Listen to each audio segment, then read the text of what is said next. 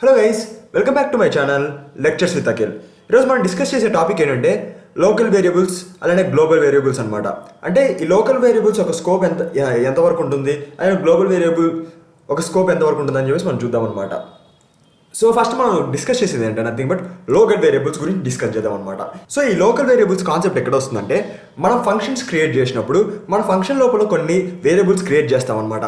Same నేమ్తో మనము గ్లోబల్గా అంటే nothing but function బయట ఒక వేరియబుల్ సేమ్ వేరియబుల్ నేమ్తో మనం ఏదన్నా వేరియబుల్ క్రియేట్ చేసి దానికి ఒక వాల్యూ అసైన్ చేస్తే మళ్ళీ మనం ఫంక్షన్ కాల్ చేసినప్పుడు లేకపోతే ప్రింట్ చేసినప్పుడు మనకి వాల్యూ ఏది ప్రింట్ అవ్వాలని చెప్పేసి తెలియదు అనమాట. సో వీటన్నిటి కోసం అని చెప్పేసి మనం లోకల్ వేరియబుల్స్ అని చెప్పేసి దాని గురించి డిస్కస్ చేద్దాం అనమాట. అంటే నథింగ్ బట్ ఒక ఎగ్జాంపుల్ ఇచ్చి చెప్పాను అనుకోండి, మీకు క్లారిటీగా అర్థమవుతుందని నా ప్రయత్నం అనమాట. సో సపోజ్ నాకు ఒకటి fun1 అని చెప్పేసి ఉందనుకోండి, దానిలో ఆ ఫంక్షన్లో మనము a=10 అని చెప్పేసి ఇద్దామన్నమాట. దాని తర్వాత ప్రింట్ ఏ అని చెప్పేసి ఇచ్చేస్తాను.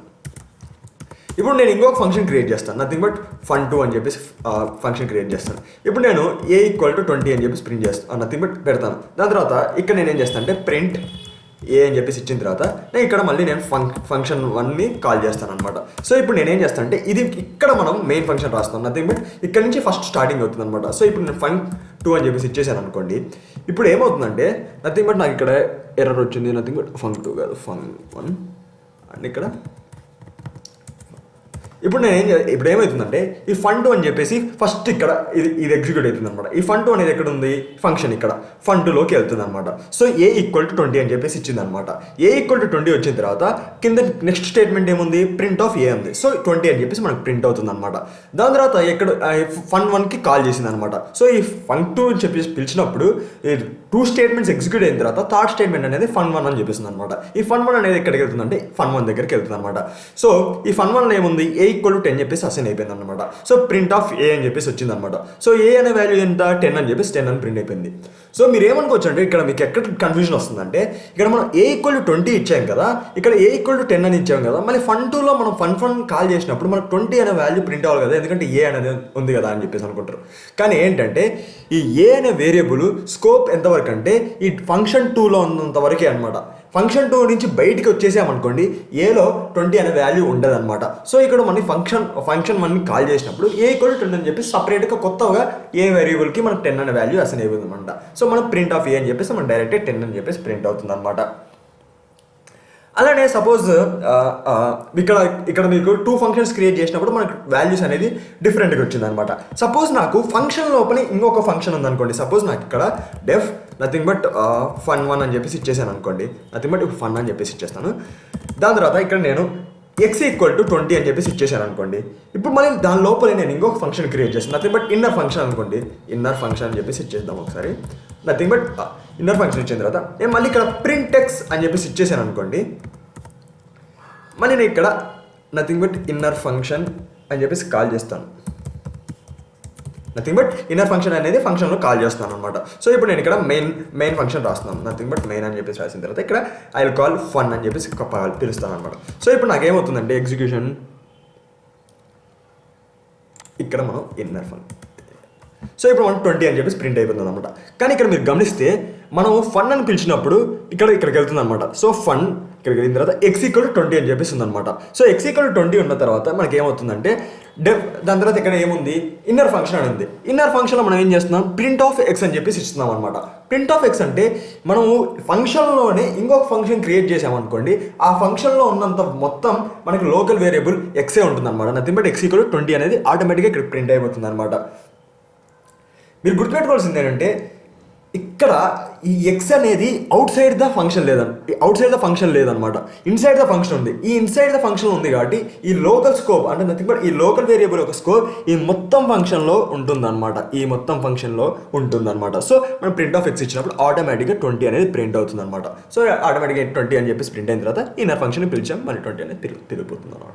సో ఇలాగా మనకి వాల్యూ అనేది 20 అనేది ప్రింట్ అవుతుంది అనమాట. నథింగ్ బట్ ఫన్ అని పిలిచినప్పుడు ఫంక్షన్ దగ్గరికి వెళ్తుంది, x=20 అసైన్ అవుతుంది. దాని తర్వాత మనకి ఏమవుతుందంటే ఇది ఫంక్షన్ అనమాట. ఈ ఫంక్షన్ తర్వాత ఫంక్షన్ డెఫినేషన్, దాని తర్వాత ఇన్నర్ ఫంక్షన్ వస్తుంది. సో ఇన్నర్ ఫంక్షన్లోకి వెళ్ళి ఇన్నర్ ఫంక్షన్లో ప్రింట్ ఆఫ్ ఎక్స్ ఉంది కాబట్టి ఆ స్టేట్మెంట్ ఎగ్జిక్యూట్ అయ్యి మనకి 20 అనేది ప్రింట్ అవుతుంది అనమాట. అలానే సపోజ్ మనకి ఇప్పుడు నథింగ్ బట్ a=20 అని చెప్పేసి బయట పెట్టాను, నథింగ్ బట్ a=20 అని చెప్పేసి బయట పెట్టాను అనుకోండి. ఆర్ఎల్స్ ఒక్కసారి మనము ఇంకొక ఎగ్జాంపుల్ డిస్కస్ చేద్దాం. Nothing but same example, first example ఏం తీసుకున్నాం అదే ఎగ్జాంపుల్ తీసుకుందాం. సో ఇక్కడ సపోజ్ నేను ఇక్కడ A=20 అని ఇవ్వకుండా జస్ట్ ఐ కమెంటెడ్ ఇట్ అనమాట. ఇప్పుడు నేను కనుక ఎగ్జిక్యూట్ చేశాను అనుకోండి, నాకు 20 అనేది నథింగ్ బట్ ఫంక్షన్ టూ దగ్గరికి వెళ్తుంది అనమాట. A=20 అని చెప్పేసి ఉంది. దాని తర్వాత ప్రింట్ ఆఫ్ ఏ ఉంది, నథింగ్ బట్ ప్రింట్ ఆఫ్ ఏ అంటే నథింగ్ బట్ 20 అని చెప్పేసి ప్రింట్ అవుతుంది అనమాట. దాని తర్వాత fun1 అని చెప్పేసి పిలిచామన్నమాట, nothing but call the function. So fun1కి వెళ్ళిన తర్వాత ప్రింట్ ఆఫ్ ఏ అంటాం. ప్రింట్ ఆఫ్ ఏ అని చెప్పేసరికి మనకి ఇక్కడ ఏమవుతుందంటే name A is not define అనమాట. సో మీరు గుర్తుపెట్టుకోవాల్సింది ఏంటంటే ఈ A=20 అనేది ఈ ఫంక్షన్ స్కోప్ వరకే. ఈ ఫంక్షన్ నుంచి బయటకు వెళ్ళిన తర్వాత మనకి కొత్తగా ఉందన్నమాట. మళ్ళీ ఇక్కడ ప్రింట్ ఆఫ్ ఏ ఇచ్చేసినప్పుడు మనకి ఏ అనే వేరియబుల్కి మనం ఏ వాల్యూ అసైన్ చేయలేదు కాబట్టి will be getting as name error అనమాట. నథింగ్ బట్ ఏ అనేది మీరు డిఫైన్ చేయలేదు variable, so will be getting the error అని చెప్పేసి మనకు వస్తుంది అనమాట. సో ఇప్పుడు మనం ఒకసారి గ్లోబల్ స్కోప్ గురించి చూద్దాం అనమాట. Nothing but global variable. So ఇప్పుడు గ్లోబల్ వేరియబుల్ అంటే నథింగ్ బట్ సపోజ్ మనం అవుట్ సైడ్ ఫంక్షన్లో మనం ఒక వేరియబుల్ని క్రియేట్ చేసామనుకోండి, దానికి గ్లోబల్ వేరియబుల్ అనుకోవచ్చు అనమాట. సో ఇప్పుడు నేను A=10 అని చెప్పేసి ఇచ్చిన తర్వాత నేను ఒక ఫంక్షన్ క్రియేట్ చేస్తాను అనమాట. fun1 అని చెప్పేసి క్రియేట్ చేసిన తర్వాత మనం ప్రింట్ ఏ అని చెప్పేసి ఇచ్చేసామనుకోండి. దాని తర్వాత ఇంకో ఫంక్షన్ క్రియేట్ చేద్దాం, నథింగ్ బట్ fun2 అని చెప్పేసి క్రియేట్ చేద్దాం అనమాట. దాని లోపల మనం ప్రింట్ ఆఫ్ ఏ అని చెప్పేసి ఇచ్చిన తర్వాత దాని తర్వాత మనం ఇక్కడ fun1ని కాల్ చేద్దాం అనమాట. సేమ్ అంటే ఇక్కడ మనం ఏం చేస్తామంటే సేమ్ ఇదే concept, but we are giving A=10 అనేది మనం అవుట్ సైడ్ ద ఫంక్షన్స్ ఇస్తున్నాం అనమాట. సో అదే ఇక్కడ మనకి మేజర్ డిఫరెన్స్. దాని తర్వాత నేను ఇప్పుడు డైరెక్ట్గా మెయిన్ ఫంక్షన్ని రాస్తున్నాను అనమాట. నథింగ్ బట్ మెయిన్ ఫంక్షన్ అంటే నథింగ్ బట్ ఇప్పుడు నేను fun2ని పిలుస్తున్నాను అనమాట. ఇప్పుడు నాకేం వస్తుంది, నథింగ్ బట్ ఐ గోట్ 10 అనమాట. ఎందుకు 10 వచ్చిందంటే మీరు ఇక్కడ మనము ఈ A=10 అనేది అవుట్ సైడ్ ద ఫంక్షన్ రాసాం. ఈ అవుట్ సైడ్ ద ఫంక్షన్ రాసినప్పుడు మనకి A=10 అనేది ఎక్కడ అవుట్ సైడ్ ద ఫంక్షన్ రాసాం కానీ మనం ఫంక్షన్ లోపల కూడా దీన్ని వాడుకోవచ్చు అనమాట. సో మనం డైరెక్ట్గా ప్రింట్ ఆఫ్ ఏ అనేసరికి మనకి నథింగ్ బట్ fun2ని పిలిచిన తర్వాత fun2లోకి వెళ్తుంది. ఈ fun2 అనేది నథింగ్ బట్ ప్రింట్ ఆఫ్ ఏ. ఈ ప్రింట్ ఆఫ్ ఏ కావాలంటే మీకు ఫస్ట్ ఏది ఎగ్జిక్యూట్ అయిందని చెప్పేసి తెలియాలనుకోండి, nothing but I'll say like ఇక్కడ డబుల్ కోట్స్ ఇచ్చి ఇన్సైడ్ ద fun2 అని చెప్పేసి ఇస్తాను. దాని తర్వాత ఇక్కడ నేను సో ఇన్సైడ్ ద ఫంక్షన్ అని చెప్పేసి మనకి ప్రింట్ అయిపోయింది అనమాట. ఇన్సైడ్ ద fun2లో మనకు ఫస్ట్ ఎగ్జిక్యూట్ అయింది అనమాట. దాని fun1ని పిలిచాం కాబట్టి fun1లోకి వెళ్తుంది. fun1లో మనకి ప్రింట్ ఆఫ్ ఏ ఉంది కాబట్టి ఆ 10 అనేది మనకి ఇక్కడ ప్రింట్ అవుతుంది అనమాట. సో ఇలాగా మనం గ్లోబల్ వేరియబుల్ ఏంటంటే మనం అవుట్ సైడ్ ద ఫంక్షన్లో మనం ఒక వేరియబుల్ని అసైన్ చేసి దానికి నథింగ్ బట్ గ్లోబల్ వేరియబుల్ అంటాం అనమాట. అదే కనుక మనం ఇప్పుడు లైక్ ఇక్కడ సేమ్ లైక్ A=20 అని చెప్పేసి ఇచ్చాను అనుకోండి, ఇప్పుడు నాకేమవుతుందంటే ఇన్సైడ్ ద ఫంక్షన్2 మనకు 20 అనే వాల్యూ ప్రింట్ అవుతుంది అనమాట. సో మీరు గుర్తుపెట్టుకోవాల్సింది ఏంటంటే మనం ఫంక్షన్ లోపల మనం ఒక వేరియబుల్ని సేమ్ అంటే నథింగ్ గ్లోబల్ వేరియబుల్లో వాల్యూ ఇచ్చిన నథింగ్ బట్ ఏ అనే వేరియబుల్ మనం అసైన్ చేసాం అనుకోండి, లోకల్ స్కోప్లో కూడా మనం ఏనే అని ఇచ్చామనుకోండి మనకి లోకల్ స్కోప్లో ఉన్న ఏ వాల్యూనే ప్రింట్ అవుతుంది అనమాట. నథింగ్ బట్ ఇక్కడ మన లోకల్ స్కోప్లో A=20 ఉంది కాబట్టి మనకి ఇక్కడ 20 అని చెప్పేసి ప్రింట్ అవుతుంది అనమాట. ఇక్కడ మన లోకల్ స్కోప్లో ఏం లేదు కాబట్టి మనకు ఆటోమేటిక్గా గ్లోబల్ వేరియబుల్ ఏలో తీసుకుని 10 అని చెప్పేసి ప్రింట్ అవుతుంది అనమాట. ఇలాగా మనము గ్లోబల్ వేరియబుల్ గురించి డిస్కస్ చేసామన్నమాట. అలాగే సపోజ్ మనము గ్లోబల్ వేరియబుల్ని అప్డేట్ చేయాలి అనుకున్నాం అనుకోండి. సపోజ్ నాకు var=10 అని చెప్పేసి ఉందనుకోండి, నథింగ్ బట్ var=10 అని చెప్పేసి ఉందనుకోండి. సపోజ్ నేను ఒక ఫంక్షన్ క్రియేట్ చేశాను, fun1 అని చెప్పేసి ఫంక్షన్ క్రియేట్ చేశాను. ఇక నేను var+1 అని చెప్పేసి ఒకటి ఇంక్రిమెంట్ చేశాను అనుకోండి. ఇప్పుడు నేను ప్రింట్ నథింగ్ బట్ var అని చెప్పేసి ఇచ్చిన తర్వాత I just give return. So it should stop. Okay, ఇప్పుడు నేను ఏం చేస్తానంటే fun1 ఆఫ్ అని చెప్పేసి పిలిచా నథింగ్ బట్ fun1 అని చెప్పేసి మనం మెయిన్ ఫంక్షన్లో రాసామన్నమాట. నథింగ్ బట్ ఇక్కడ మెయిన్ ఫంక్షన్. సో ఇప్పుడు ఏమవుతుందంటే మీరు చాలా మంది ఏమనుకుంటారంటే మనకు var అనేది 10 ఉంది కాబట్టి మనకు ఆటోమేటిక్గా 11 అని చెప్పేసి ప్రింట్ అవుతుందని అనుకుంటారనమాట. కానీ మనకి ఏమవుతుందంటే ఇక్కడ ప్రింట్ అవుతుంది అనమాట. విల్ బెట్టింగ్ యాజ్ ఎర్రర్ అనమాట, అన్బౌండ్ లోకల్ ఎర్రర్ అనమాట. Local variable var referenced before assignment అనమాట. అంటే ఇక్కడ ఏంటంటే మనం ఒక వాల్యూని అప్డేట్ చేయాలి, నథింగ్ బట్ దాన్ని చేంజ్ చేయాలి అనుకున్నాం అనుకోండి గ్లోబల్ వేరియబుల్ని. ఇక్కడ మనకి ఇన్సైడ్ ద ఫంక్షన్కి వచ్చేసరికి ఈ var అనేది ఒక లోకల్ వేరియబుల్ లాగా తీసుకున్నాం అనమాట. కానీ మన లోకల్ వేరియబుల్కి ఏం వాల్యూ అసైన్ చేయలేదు కదా, సో మన దానికోసం అని చెప్పేసి మనకి ఎర్రర్ వస్తుంది అనమాట. సపోజ్ అదే కనుక మనం var ఇక్కడ 20 అని ఇచ్చేయమనుకోండి, మనకి డైరెక్ట్గా వాల్యూ 21 అనేది ప్రింట్ అవుతుంది అనమాట. ఎందుకంటే ఇక్కడ ఉండే var అనేది మనకు లోకల్ స్కోప్లోకి వచ్చేస్తుంది అనమాట.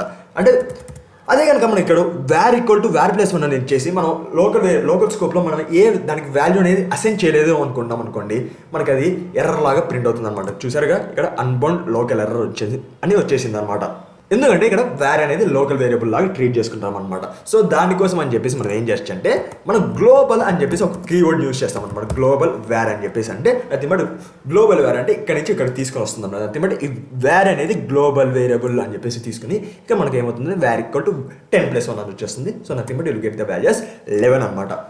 సో ఇలాగా మనము గ్లోబల్ వేరియబుల్ని అప్డేట్ కూడా చేయొచ్చు అనమాట. సో గైస్ ఈ వీడియో కనుక మీకు నచ్చినట్లయితే లైక్ చేయండి, షేర్ చేయండి and subscribe to my channel lectures with Akhil. జై హింద్.